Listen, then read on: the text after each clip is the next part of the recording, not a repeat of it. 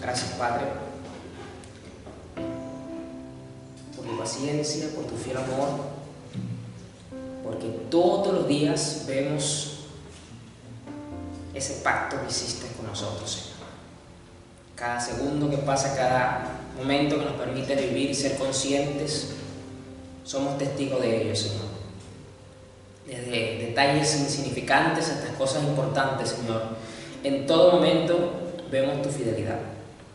Vemos tu amor manifestado para con nosotros, Señor, que sobre todas las cosas vemos tu gran responsabilidad, Señor, en formarnos a la imagen de nuestro Señor Jesús.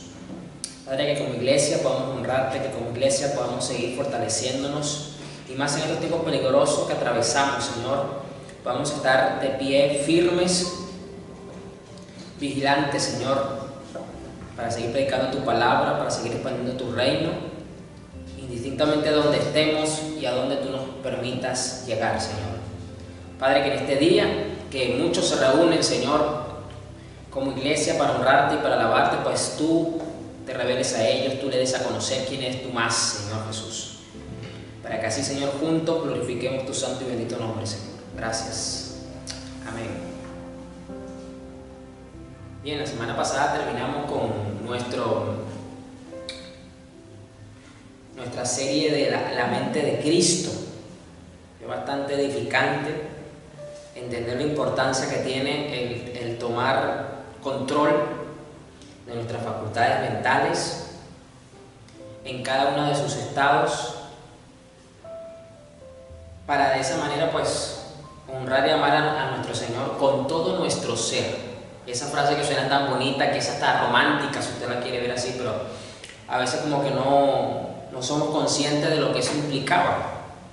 Y Dios desea que con todo nuestro ser, con toda nuestra mente, con todas nuestras facultades mentales, pues le amemos y le sirvamos y la pongamos en beneficio de el reino de los cielos. Bien, vamos a Hebreos 3. Vamos a estar leyendo prácticamente todo el capítulo.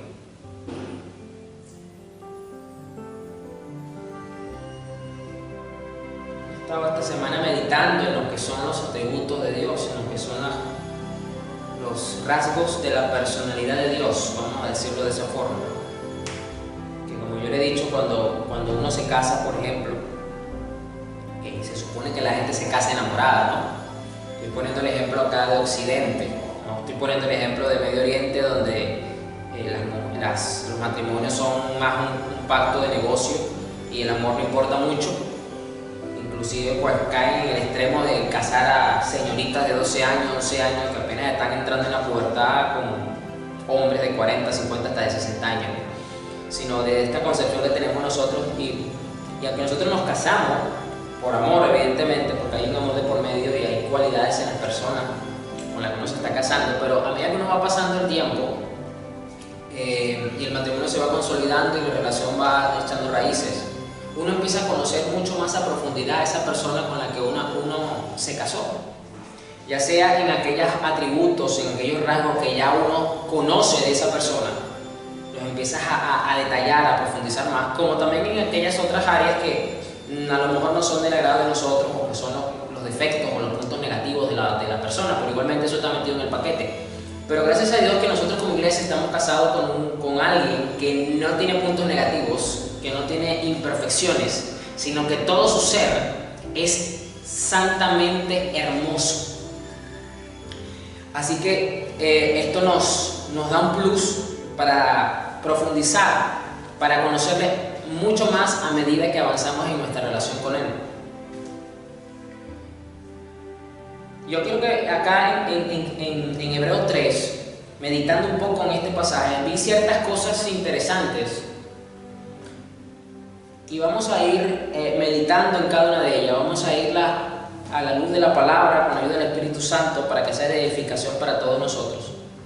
Dice: así que, amados hermanos, ustedes que pertenecen a Dios y tienen parte con los que han sido llamados al cielo, consideren detenidamente a este Jesús, a quien declaramos mensajero de Dios y sumo sacerdote El escritor de Hebreos, que todavía no se sabe si se cierta quién fue el escritor, pero el hecho es que Dios lo usó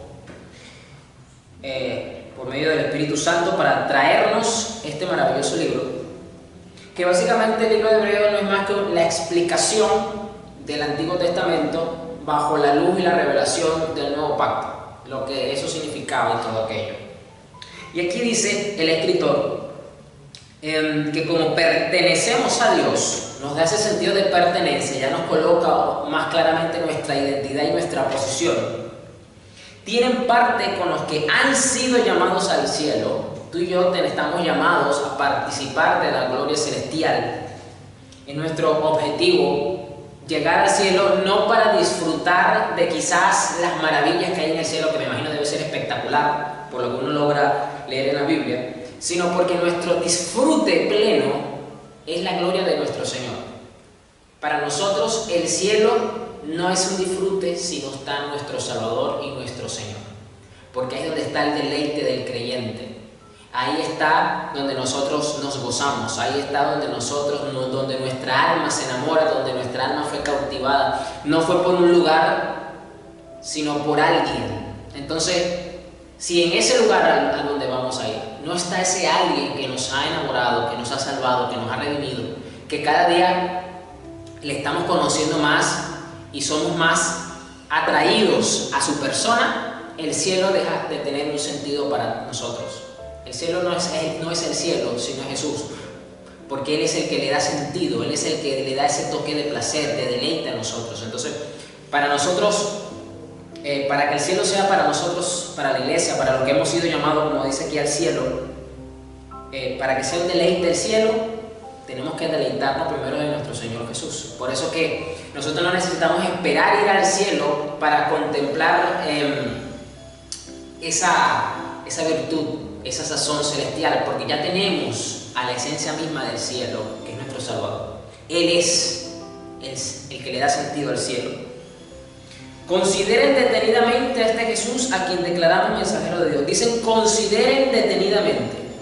Entiéndase considerar como prestar atención, como conocer, como entender, como deleitar, como amar. Es decir, métale allí todas aquellas cosas que te hacen considerar a esta persona, que no es cualquier persona, a quien declaramos mensajero de Dios y sumo sacerdote. Aquí no voy a ondear porque ya comenzamos un estudio este martes que empezamos con precisamente Cristo, sumo sacerdote, rey, hijo de hombre. Vamos a mirar esas tres facetas de Jesús. Así que le invito pues para que complemente si quiere y sea de edificación.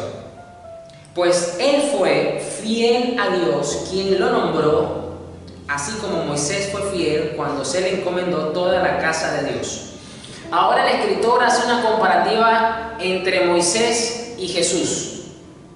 ¿Por qué? Porque entonces está diciendo, así como Dios llamó a Moisés y Moisés fue fiel en todo lo que se le encomendó, recuerde que luego que Dios le revela el tabernáculo, las vestiduras, la menorá, los panes, todo lo que ya usted conoce alrededor del culto mosaico, al final del libro, creo que es de Deuteronomio, Éxodo, hay una parte donde dice que Moisés fue fiel en todo lo que Dios se le encomendó. Hay otra versión que dice, y Moisés hizo todo conforme al consejo de Dios. Es decir, cumplió al pie de la letra, con toda la exigencia, en el tiempo, en los plazos que Dios le había dicho. Y aquí el escritor nos está diciendo que Jesús fue fiel también, como lo fue Moisés. Lo está comparando. Versículo 3, pero Jesús merece mucha más gloria que Moisés. Así como el que construye una casa merece más elogio que la casa misma.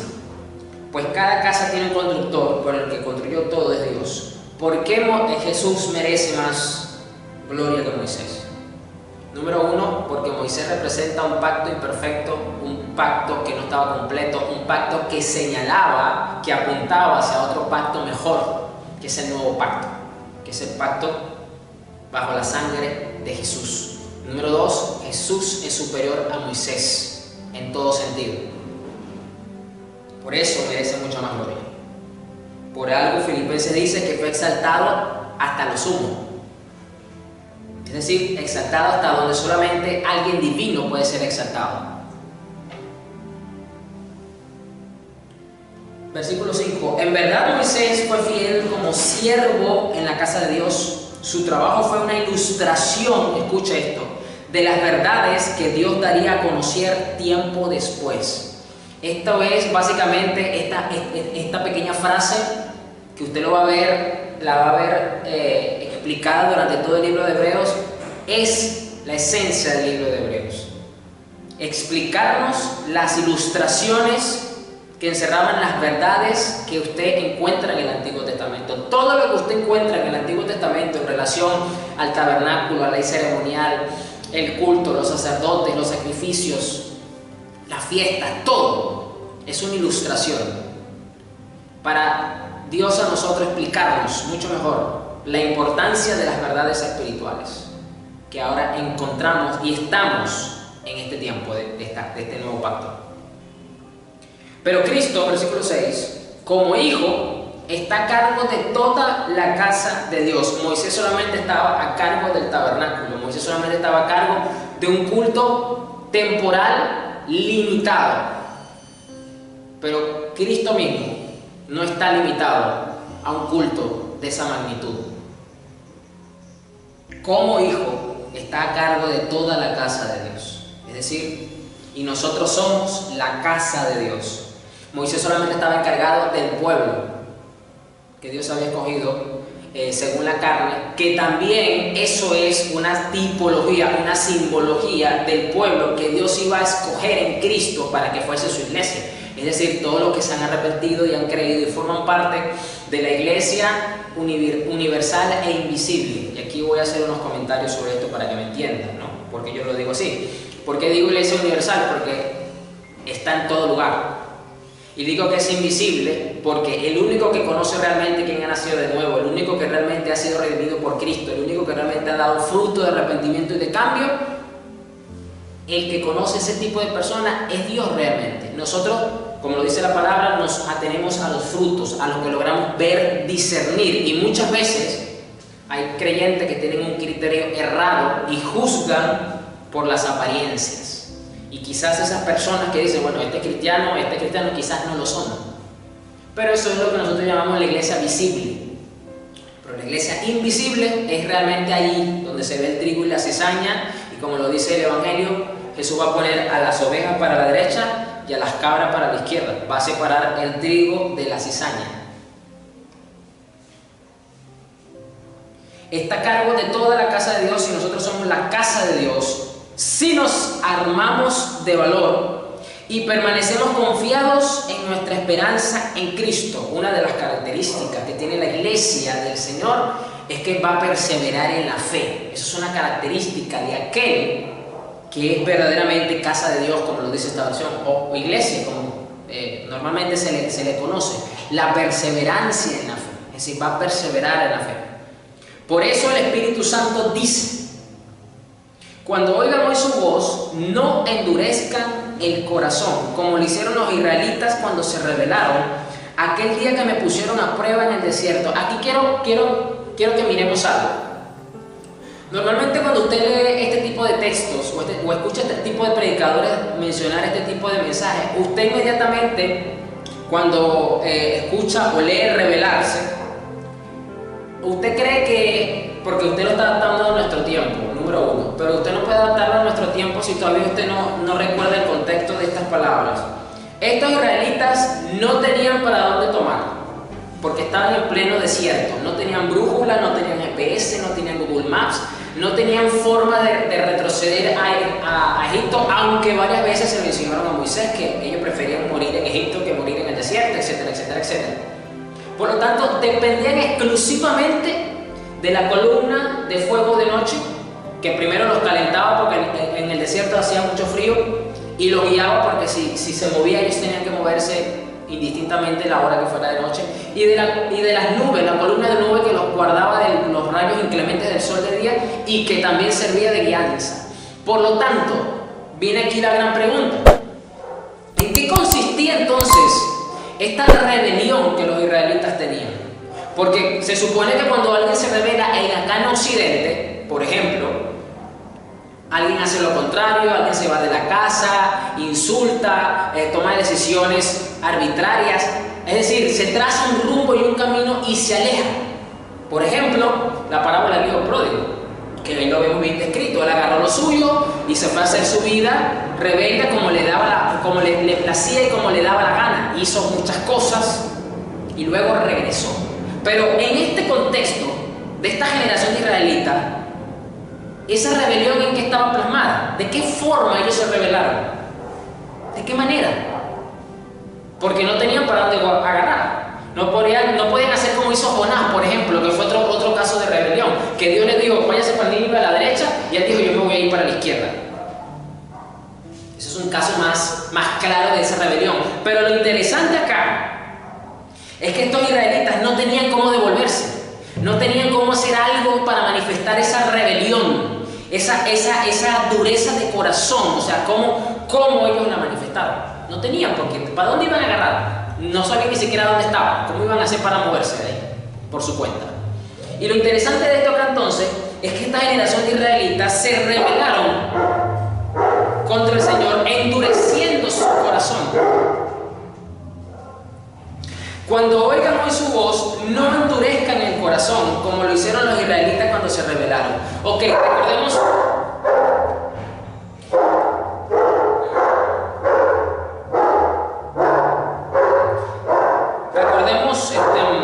Otro detalle.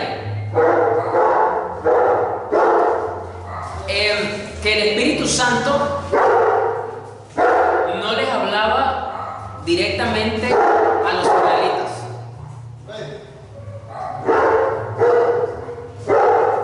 El Espíritu Santo no le hablaba directamente a los israelitas. El Espíritu Santo, Dios mismo, se comunicaba con Moisés. Y Moisés le hablaba a Aarón, porque recuerde que Moisés le dijo a Dios, pero es que yo no sé hablar. Y Dios le dijo, no te preocupes, yo voy a levantar a tu primo Aarón para que sea tu vocero. Tú le dices a él y él va y habla con el pueblo.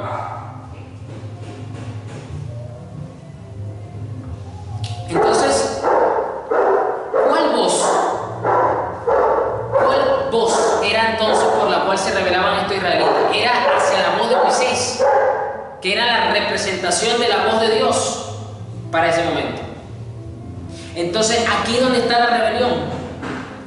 Cuando a nosotros se nos da el consejo de parte de Dios, ya sea desde el punto de vista bíblico, ya sea por voz del Espíritu Santo, de otra forma, y nosotros no estamos atendiendo al consejo de forma diligente para ponerlo por obra, aunque estemos en el lugar donde Dios nos tiene, estamos en rebelión de igual manera. Estamos en rebelión de igual manera.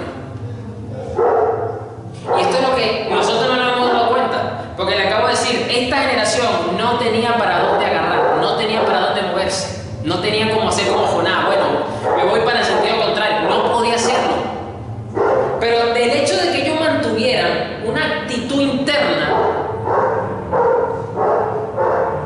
en contraposición a lo que Dios quería, ya los estaba poniendo en una actitud de rebelión.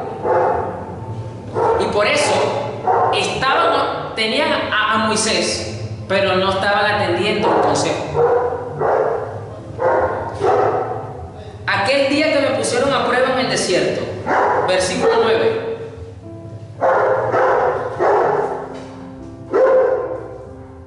Allí sus antepasados me tentaron y pusieron a prueba mi paciencia. A pesar de haber visto mis milagros durante 40 años, allí sus antepasados me tentaron y pusieron a prueba mi paciencia. A pesar de haber visto mis milagros durante 40 años. Fíjense que volvemos al punto. tentaron a Dios y pusieron a prueba mi paciencia. Una vez conversando con alguien me decía, pero es que, como hablando un poco de la naturaleza divina de Jesús, esta persona me intentaba demostrar que no era posible que Jesús fuera divino porque Dios no puede ser tentado. Y yo le saqué este versículo y le dice, pero mira lo que dice Hebreo. Hebreo dice que Dios le dice al pueblo que ellos intentaron tentarle y lo pusieron a prueba. Entonces, como tú dices que Dios no puede ser tentado, porque supuestamente Santiago dice que Dios no es tentado ni tienta a nadie a pecar. Y aquí Dios dice, es que me tentaron y me pusieron a prueba. Entonces esta persona no supo cómo explicarme, ¿no? Porque estaba tratando de argumentarme de que entonces solamente los seres humanos son los que pueden ser tentados. Pero he aquí el nivel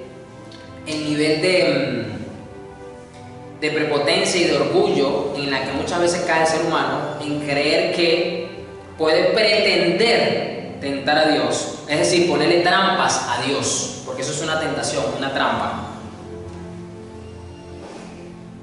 Pero esto fue producto ¿de qué? De un corazón endurecido, de caer en la rebelión. Entonces tenemos que entender algo, que aunque nosotros permanezcamos en los sitios donde sabemos que debemos estar, no necesariamente es implicativo de que estamos teniendo la actitud que a Dios le agrada, a pesar de estar donde Dios nos ha puesto. Recuerda, el pueblo de Israel estaba en el desierto, no tenía por dónde moverse. ¿Dios lo quería en el desierto? Sí, no era por 40 años, ya usted lo sabe, era por poco tiempo, pero por su corazón precisamente se les amplió el plazo, pero estaban donde Dios los quería. No como Jonás, que se fue en sentido contrario. Dios lo quería en Nínive y él se fue para otro lado. Ellos estaban allí, pero su corazón no estaba correcto delante de Dios. A pesar de haber visto mis milagros durante 40 años, mire, el que usted vea manifestaciones de poder, el que a usted Dios lo use en manifestaciones de poder, no le da a usted garantía de que tenga precisamente la condición que a Dios le agrada y que quiere y espera de cada uno de nosotros. No es garantía. Porque yo le voy a decir una cosa, personas que vieron manifestaciones de poder únicas, espectaculares, fue esta generación, esta primera generación de israelitas. De verdad, manifestaciones espectaculares de poder. A pesar de haber visto mis milagros durante 40 años, por eso me enojé con ellos. Yo compartí el viernes en la otra iglesia donde nosotros vamos a asistir a la iglesia, la congregación. Y Dios me dijo, háblales de mí, muéstrales quién soy yo, enséñales cómo soy yo. Y Dios me dijo que comenzara por una faceta poco predicada, poco enseñada de Dios, como es el Dios de paciencia. En Romanos 16 lo vimos. Y nos dimos cuenta pues que el Señor se identifica a sí mismo como el Dios de paciencia. Y aquí, en el versículo 9, dice, allí sus antepasados me tentaron y pusieron a prueba mi paciencia. La virtud de Dios, y mire que todas las virtudes de Dios son santas, son puras. No es como las características de nosotros los seres humanos, que están manchadas y que están mezcladas con el pecado. Entonces nuestra paciencia está también llena de pecaminosidad, porque en nuestra paciencia muchas veces hay ansiedad, hay frustración, hay ira, hay manipulación, etcétera, etcétera, etcétera. Muchas cosas que no son santas, que no son perfectas, pero la paciencia de Dios es santa, es pura. Ahí no hay ansiedad, ahí no hay ira corrompida, ahí no hay sino un estado perfecto de esta hermosa virtud de lo que es la paciencia. Y dice que ahí le pusieron a prueba esa virtud. Cuando nosotros tenemos un corazón endurecido y no estamos atendiendo a la voz que Dios pone delante de nosotros, porque Dios puso delante del pueblo a Moisés, y Dios ha puesto hoy a pastores delante de la iglesia, y la iglesia no atiende a la voz de Dios a través de su pastor, sin darse cuenta se le está endureciendo el corazón. Y está entrando en un estado de rebelión donde va a poner o donde va a pretender poner a prueba la personalidad de Dios. Entonces tener un corazón obstinado, terco, es que estaré repitiendo las cosas 20 veces, no es más que ofender un rasgo de la personalidad de Dios, como en este caso su paciencia. porque Él es el Dios de paciencia, ¿no? Lo vimos un poco el viernes. Y luego dice el versículo 10, por eso me enojé con ellos y dije, su corazón siempre se aleja de mí. Recuerden, los israelitas no tenían para dónde moverse, estaban en el centro mismo del desierto, dependían exclusivamente de Dios, estaban en el lugar donde Dios los había puesto, donde la voluntad de Dios los llevó, pero su corazón no estaba allí, su corazón estaba lejos. Así que de nada vale que yo como pastor esté en la iglesia un día domingo predicando su palabra si mi corazón no está cerca de Dios.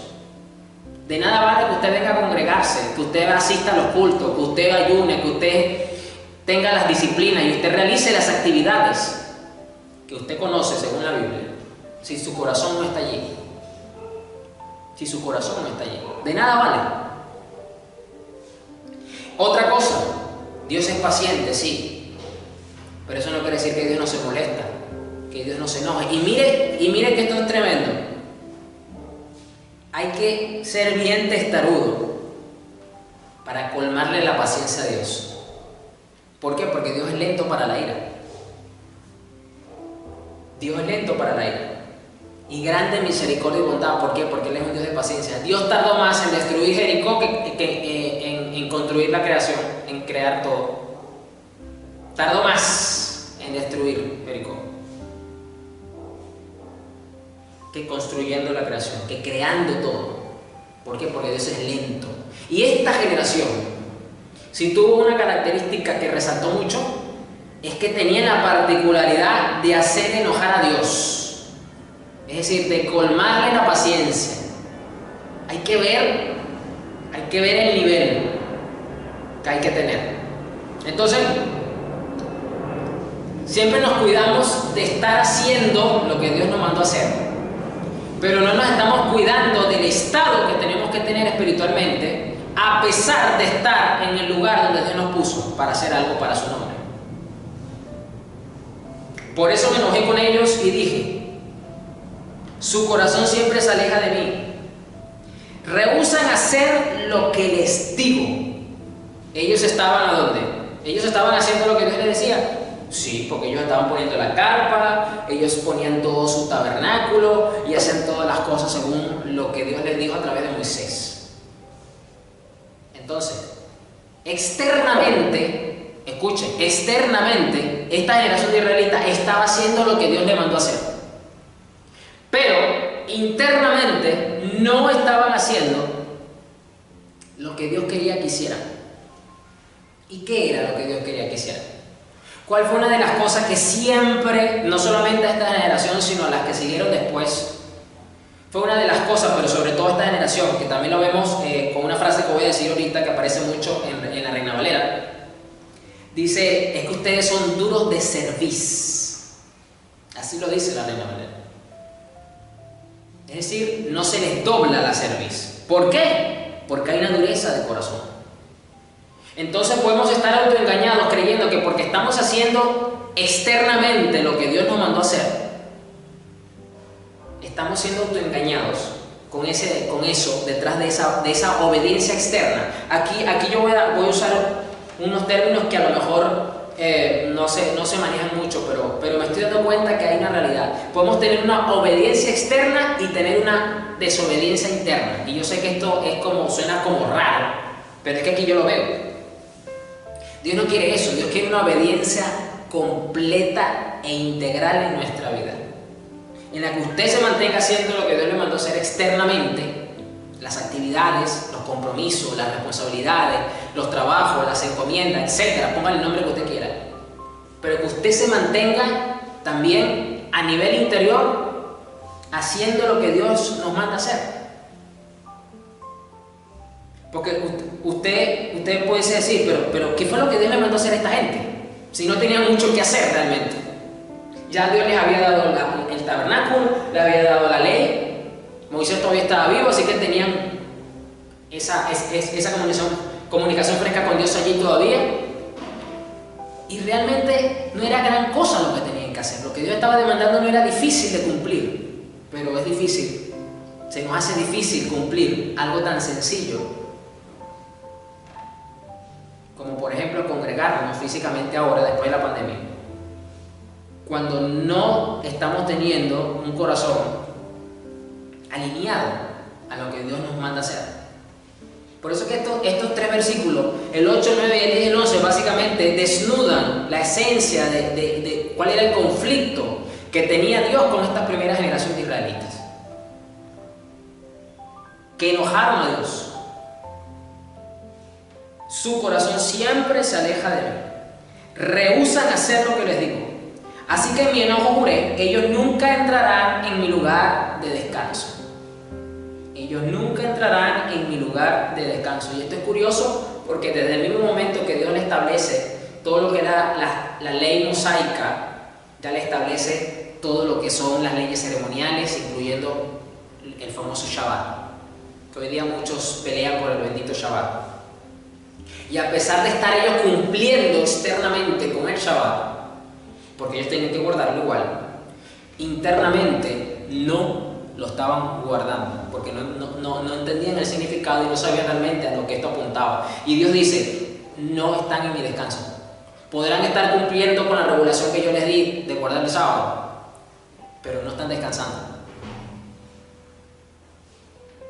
Así que podemos estarnos congregando los domingos, podemos estar viniendo al encuentro con nuestro Señor, y aún así no estamos siendo bendecidos, no estamos siendo edificados, no estamos teniendo esa comunión con nuestro Señor y armonía con nuestros hermanos.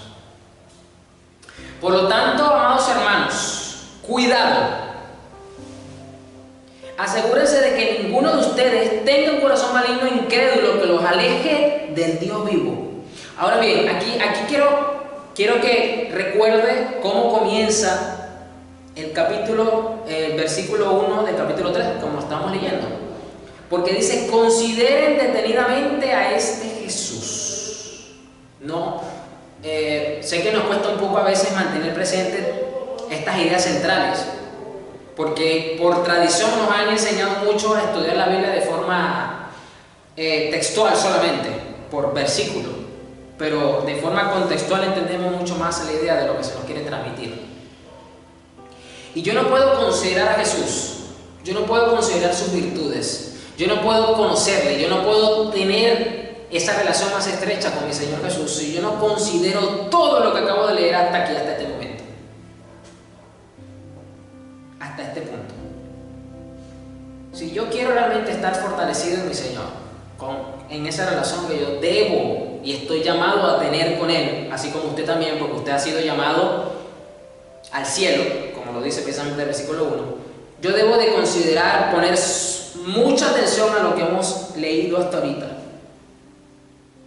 lo que hemos tenido en consideración, de que entonces hay ciertas cosas que, si bien es cierto, cuando nosotros ofendemos a Dios decimos, el Señor está molesto, sí, pero me he dado cuenta hasta ahorita que, por ejemplo, la obstinación, la terquedad de corazón, la dureza de corazón, una de las cosas que hace es ofender la virtud que Él tiene como Dios paciente que es.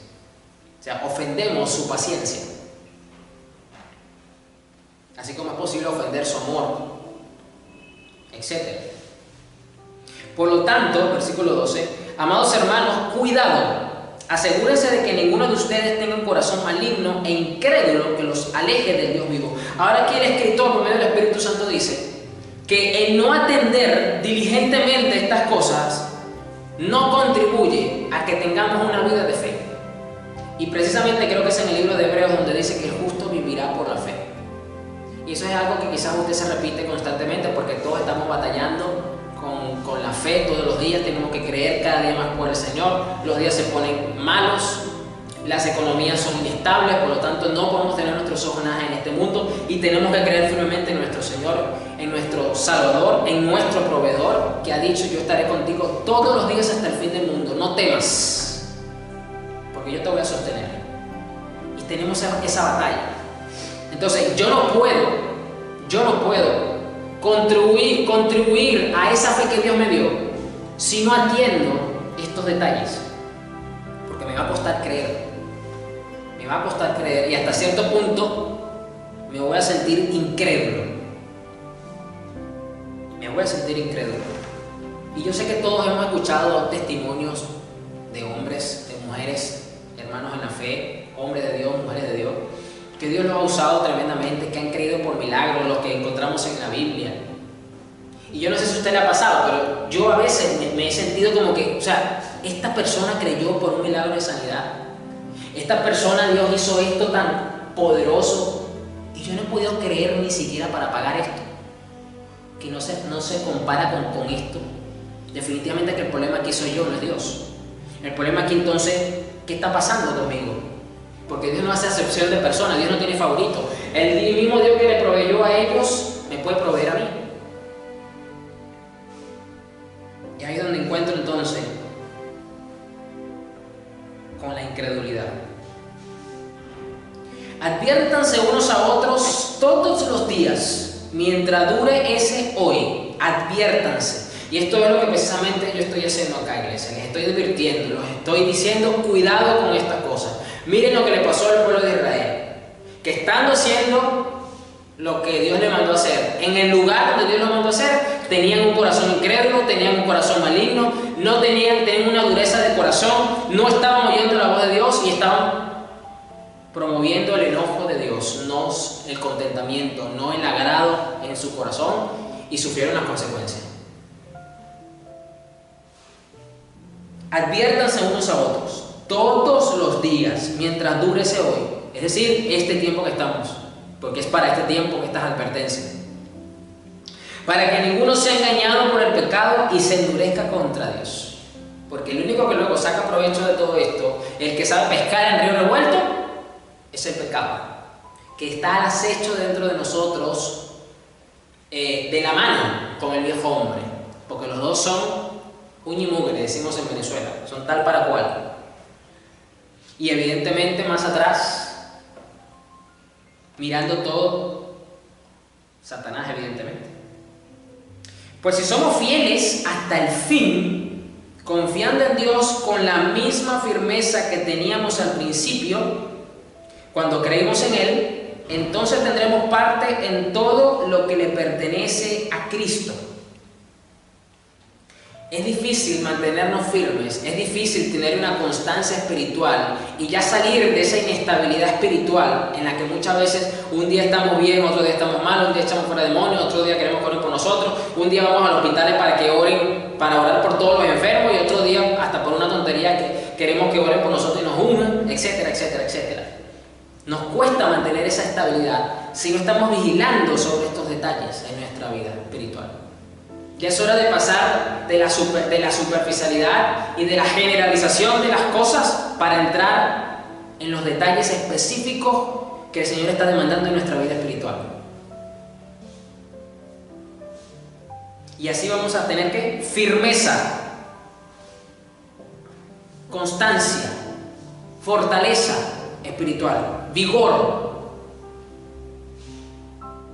Tendremos parte en todo lo que le pertenece a Cristo. Recuerden lo que dice: cuando oigan hoy su voz, no endurezcan el corazón como hicieron los israelitas cuando se rebelaron. Cuando no estamos prestando atención, o mejor dicho, ¿de qué te vale? Lo voy a poner así: ¿de qué te vale prestar atención al pastor cuando se te predica, cuando se te da el consejo, si no eres diligente para ponerlo en práctica? Entiéndase el consejo de Dios en la palabra, más allá de la sabiduría que el Señor le dé al pastor por el cual tú estás consultando, porque ese es otro punto frustrante que a veces uno manifiesta como ministro, que uno invierte tiempo en la vida de una persona por el bien de esa persona y uno le da el consejo de Dios, luego la persona se va, pasan los días y luego uno se entera, ya sea por esa persona o por otra, que esa persona no tomó el consejo que se le dio o hizo lo contrario a lo que se le dijo o malinterpretó lo que se le dijo. Es frustrante muchas veces, y por eso sencillamente lo tengo que decir. Por eso que hay pastores que simplemente no dan cita pastoral, porque lo ven como infructuoso, lo ven como una pérdida de tiempo, y es doloroso que un pastor vea que el atender una oveja sea una pérdida de tiempo.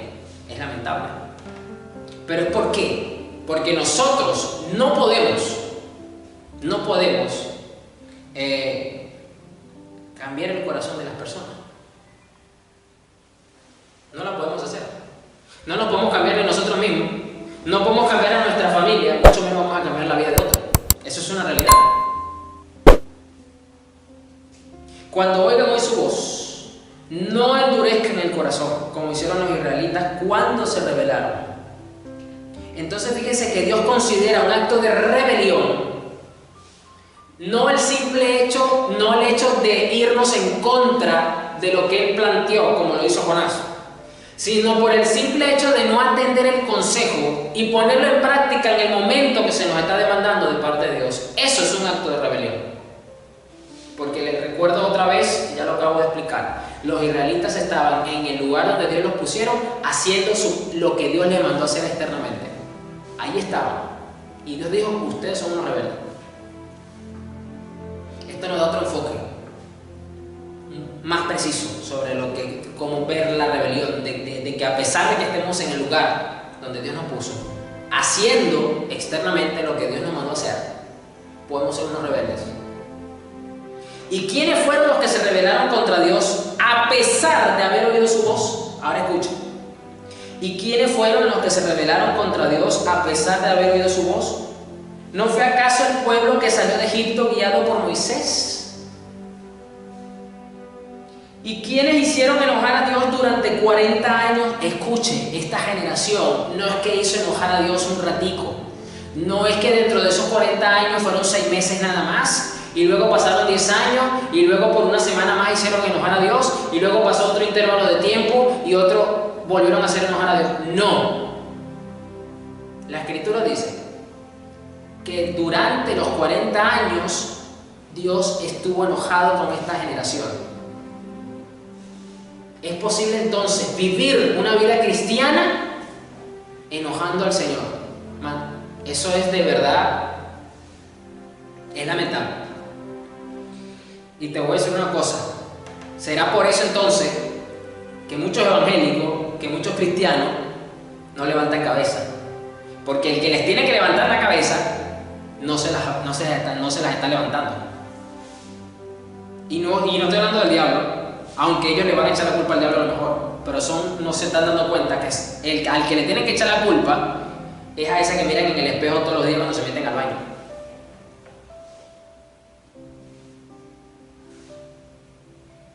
¿Acaso no fueron los que pecaron, cuyos cadáveres quedaron tirados en el desierto? ¿Y a quiénes hablaba Dios cuando juró que jamás entrarían en su descanso? ¿Acaso no fue a los que desobedecieron? Como vemos, ellos no pudieron entrar en el descanso de Dios a causa de su incredulidad. Es decir, nosotros entramos en el reposo porque estamos en Cristo, porque Cristo es el Shabbat, Cristo es el sábado, Cristo es el reposo de Dios, porque descansamos por la fe en el pacto nuevo que se ha establecido. Pero aún así, por no tener un corazón, una disposición, una actitud, podemos no estar gozando de todo lo que eso implica dentro del pacto, porque esta generación estaba ya dentro del pacto, porque a esta generación se le fue dada el pacto mosaico. Ellos fueron los primeros que la recibieron, ellos fueron los primeros que tuvieron el privilegio de estar con Moisés, de escuchar todas las manifestaciones, etc. Y luego transmitir estas ideas a la siguiente generación, como también por mandato en la ley mosaica aparece que tenían que hacerlo. Entonces, todas estas preguntas tenemos que hacerlas nosotros, ahora aplicándolas a nosotros. ¿Y quiénes fueron los que se rebelaron contra Dios a pesar de haber oído su voz? ¿No fue acaso el pueblo que salió de Egipto guiado por Moisés? ¿Y quiénes entonces son los que se han rebelado hoy día contra el Señor? A pesar de haber oído su voz. Porque ¿saben qué es tremendo? Personas que Dios saca hoy día de las tinieblas, las lleva a la luz admirable, se la pasan escuchando a lo mejor mensajes por YouTube todos los días, no sé, o leyendo devocionales en Facebook. Ahorita hay muchas maneras de escuchar el mensaje del Señor. Y pueden estar en rebelión contra Dios. ¿No fue acaso el pueblo que sacó Dios de Egipto? ¿No fue acaso esa persona que Dios sacó de las tinieblas? ¿Y quiénes hicieron enojar a Dios durante 40 años? Aquí aquí sería bueno que nos hagamos una pregunta de reflexión. Por lo menos en mi caso, la mitad de mi vida no ha sido cristiana, no he sido cristiano, y la otra mitad sí. Pero aquí yo me hago una pregunta ahora mirando esto. De ese tiempo, de esa mitad de vida que Dios ha tenido misericordia de mí y me sacó de las tinieblas para traerme a la luz de su Hijo, he estado viviendo enojando a Dios con frecuencia, o he logrado identificar los momentos de mi vida en ese periodo de tiempo donde he hecho enojar a Dios. Lo puedo comparar con el otro tiempo dentro de Cristo, si es mayor o menor a los periodos en donde he agradado a Dios realmente, no haciendo externamente lo que Dios me mandó a hacer solamente. Ojo, ya lo estamos mirando aquí. ¿Acaso no fueron los que pecaron cuyos cadáveres quedaron tirados en el desierto? Ahora que yo me pregunto, ¿será que estos momentos en los que vi la muerte de algo, de algún proyecto, de algo que yo pretendía hacer, que fue frustrado, que no dio, fue a lo mejor producto de haber hecho enojar a Dios? Porque curiosamente, cuando ocurre algo negativo en la vida del creyente, inmediatamente le echan la culpa a Satanás. No, es que ese fue el diablo. Pero aquí la culpa no fue del diablo. Esta gente murió en el desierto no fue porque el diablo los mató.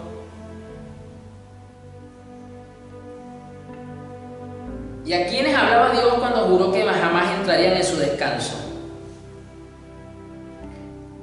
Esto es lo que yo llamo una promesa inversa o una promesa negativa.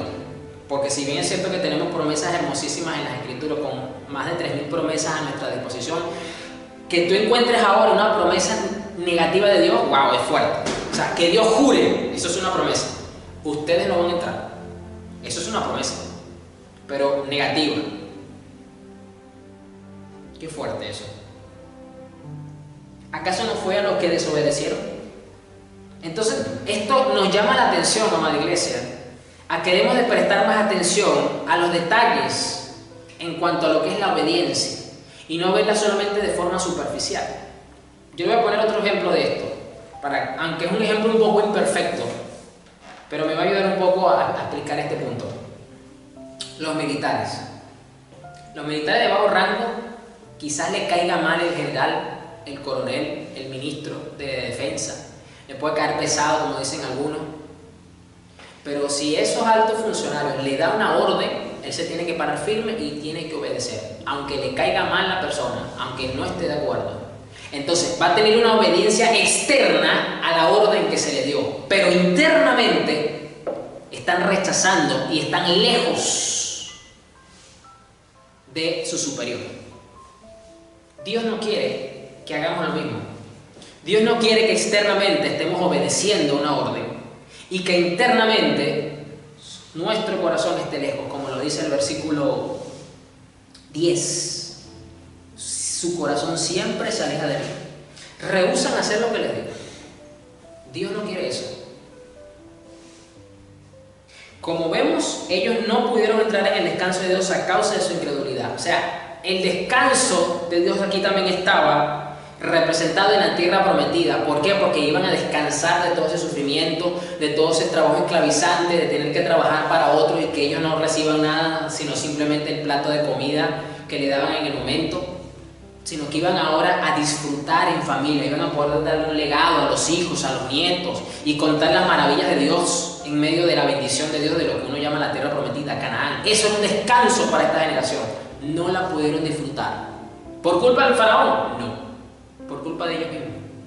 Entonces muchas veces nosotros somos los que estamos impidiendo que disfrutemos de la bendición de Dios. No porque Dios no la quiera dar, ya Dios la prometió, está allí. Entonces, atender estos detalles nos va a permitir, número 1, considerar detenidamente a este Jesús, quien declaramos mensajero de Dios, versículo 1. Vamos a mejorar nuestra relación con nuestro Señor y le vamos a conocer mucho mejor. Y número 2, vamos a evitar caer en este activismo hipócrita evangélico en la que nos ocupamos más por las actividades externas, por las obediencias externas y no de atender realmente internamente a la obediencia a la que estamos llamados a tener, para tener esa cercanía con el Señor, para no enojar al Señor y no ofender a alguno de sus rasgos, como en este caso su paciencia, porque Él es un Dios de paciencia. Así que bueno, esto era lo que les quería compartir hoy. Es una meditación bíblica, yo le digo así, muy hermosa, muy interesante, y que de esa manera nos vamos a evitar estar no atendiendo a la voz de Dios y cuidando de que nuestro corazón no se endurezca, como lo hicieron los israelitas cuando se rebelaron. Aquel día que me pusieron a prueba en el desierto, y caería y evitaríamos tener esta condición de pretender, osar atrevidamente atentar al Señor, porque estaríamos en una posición satánica. Y lo digo así porque sabemos que el que se atrevió a tentar a Dios fue el mismísimo Satanás. Y yo lo diría por partida doble. ¿Por qué por partida doble? Porque a mí me parece una falta de respeto que Dios te manda a llamar, que tú te presentes con tu cara muy lavada, muy cínica, y le pretendas poner un desafío y un reto a Dios, una prueba. Te voy a demostrar para hacerte quedar mal, de que yo soy el que tengo la razón, y yo te voy a probar de esta manera. Permíteme que lo toque, para que tú veas cómo te maldice. Estoy hablando de la historia de Job. Hay que ser muy osado, muy irreverente, muy rebelde como para hacer eso. Y luego, la segunda parte: dile a estas piedras que se conviertan en pan. Lánzate de aquí del pináculo para que tú veas cómo te ataja. O sea, tentó a Dios por partida doble. Entonces, pretender tener esta actitud irreverente es una actitud bastante satánica para con el Señor. Así que bueno, vamos a orar. Se nos fue rápido el tiempo. Atendamos a esta meditación bíblica. Tomemos realmente en consideración estos detalles. Quizás no lo habíamos visto tan específicos, tan puntuales, teniendo en cuenta estos detalles de este contexto de esta generación de israelitas. Y solo así no nos vamos a estar ocupando solamente de la obediencia externa, sino vamos a tener realmente una obediencia interna, porque esta generación estaba obedeciendo externamente a Moisés, pero estaban desagradando a Dios. Bueno, Señor, gracias por esta meditación de tu palabra, por esta enseñanza al detalle por medio de tu Espíritu Santo para comprender mejor lo que tú consideras realmente una rebelión, Señor, que no es simplemente un acto externo de demostración, sino es un estado interno, Señor, en el que nuestro corazón puede estarse manteniendo y no nos damos cuenta, por no atender diligentemente, Señor, tu consejo, la voz de tu Espíritu Santo por los diferentes canales que tú quieras usar, porque tú eres el Rey de Reyes, Señor de Señores sobre tu iglesia, y sabes la forma y la manera en la que te comunicas con cada uno de nosotros, Señor. Padre, ayúdanos y síguenos enseñando cada día más para no hacerte enojar, para no osar a desafiarte y a poner tentaciones delante de ti, para no tener esa actitud satánica, Señor, porque no somos ya más hijos del diablo, sino que tú nos has traído de las tinieblas a la luz para hacer de tu agrado, para seguir siendo esa nación santa, esa nación de sacerdotes que te buscan no es precisamente agradar, de poner un culto delante de ti que te agrade, Señor. Ayuda a tu pueblo, Padre, en estos tiempos tan difíciles que atraviesan. Ayúdale, Señor, a tener corazones firmes, estables, para que puedan crecer en la gracia y en la fe, Señor Jesús, y que así puedan disfrutar de las promesas y de la bendición que tú tienes para nosotros, que ya tú has preparado, Señor, para nuestra vida. Gracias, Padre, porque tú eres bueno. Amén.